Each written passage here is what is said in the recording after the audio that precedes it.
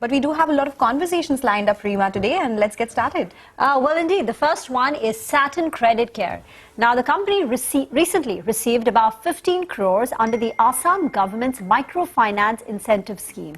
Do note, this government scheme aims to provide financial support to the microfinance borrowers in Assam. To discuss this and much more, we're now joined by H.P. Singh, Chairman and MD at Satin Creditcare. Mr. Singh, afternoon. This is Reema here. The first question is, this 15 crore that you've received, what was the borrowing amount? Did you lend higher? And you've received only 15 crores in return, and is there an element of write-off in it? So maybe you lent about 100 crores, you've received about 15 crore of incentive, but there is still some amount which has not been returned. Can you just explain what's happened on this front? Yeah, sure. So this is the first tranche of the Category 3 borrowers which has been given by the Assam government to the MFIs.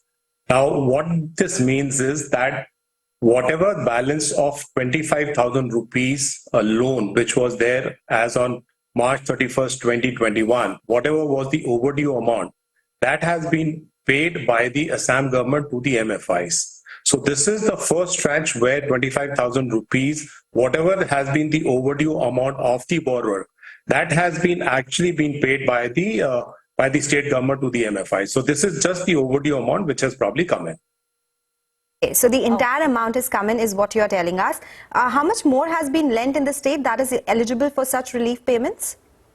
So overall, if we look at the total outflow of overdues which have been there, that is what the government will probably do it in the further tranches which will come in, as this was the first tranche. So the total overdue is close to about 150 to 175 crores. And this is the first tranche which is coming. The further tranches will have different matrix in terms of how they will be repaid back. But I think this is a very positive sign that the first tranche has come in fact, under the Category 3. So we are very hopeful that the balance amount and whatever filters, whatever I think overdues which they stand in terms of the repayment which will probably come in, I think that will be given by the state government to the MFIs.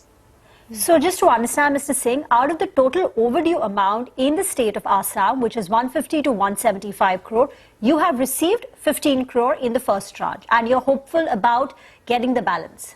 Has there been any communication from the government about the balance and when it could come through? So the MOU was signed, I think probably about a year and a half back with the state government. Our sense is that if the first category and the first tranche has probably been received, we are very hopeful that the balance will also be received. This was taking a longer period of time to do it in terms of the data exchange which was happening with the state government and the credit bureaus. Once the first tranche has come in, I think we are very hopeful that the balance tranches will also come in the near future. MOU state. There must be certain conditions, right, attached to getting that incentive or getting the money back from the government. So just wanted to understand how likely that you will be able to recover the entire overdue amount. What does the MOU state? So the MOU states that whatever overdues, so they had few categories which were broken into whatever the customer had actually repaid their whole amount. So that was a subsidy which was given to the borrowers directly. That was category 1 which happened, There are no typical conditions as such. It is all dependent on what the overdue amount has been and what has been the loss in terms of overdues with the borrower, with the MFIs as such. And that is the only data which is probably looked at with the way they want to actually compensate the MFIs based on the overdues of the borrowers in terms of whatever loan they had got. So they are not preconditions, or there are no any conditions which are there. It is all dependent on the data which is being filtered by the state government and the credit bureaus to get the final amount to the MFIs.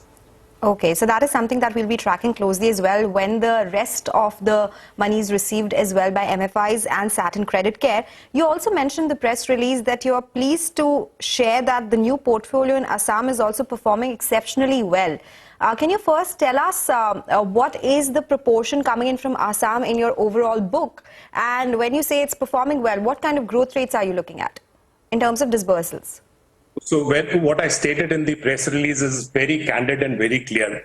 Whatever we've disbursed post this MOU and before even the tranches were come, whatever we dispersed close to about 200 to 250 crores in Assam. We practically have negligible portfolio at risk, which actually bodes very well in terms of the credit culture which the borrowers have across in the state of Assam, And that is the reason why we said that even though the first tranche came in probably a little late, we've been disbursing since the last 1 year or so in Assam. And whatever portfolio quality we've maintained across over there, there's absolutely no risk. In fact, the GNPAs in Assam is close to zero.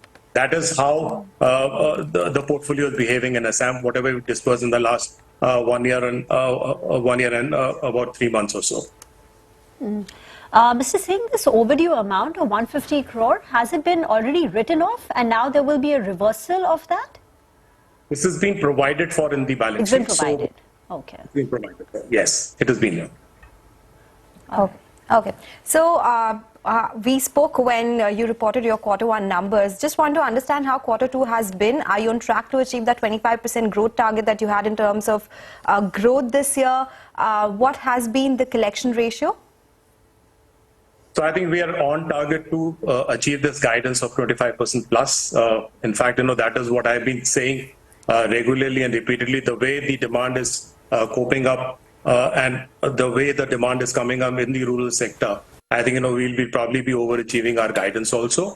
In terms of collection efficiencies and the GNPAs, I think we are again on track of delivering better GNPAs, and collection efficiencies are close to about 99% or so. So which actually bodes completely in the full loop as such. The disbursements are looking up. The collection efficiencies are very stable. The GNPAs are probably on a lower side the way we move forward. So I think everything is on a positive scale. That's what bodes well for the MFI industry as well as for us. So one number answer, what will your gross NPA stand at by the end of this year? I can't actually give you a figure, but our GNPA were about 2.5% in the June quarter. I think it'll be better than that, what we reported in June. Okay. All right. Mr. Singh, thank you so much for joining us and detailing the business outlook and what's happening in Assam's portfolio as well.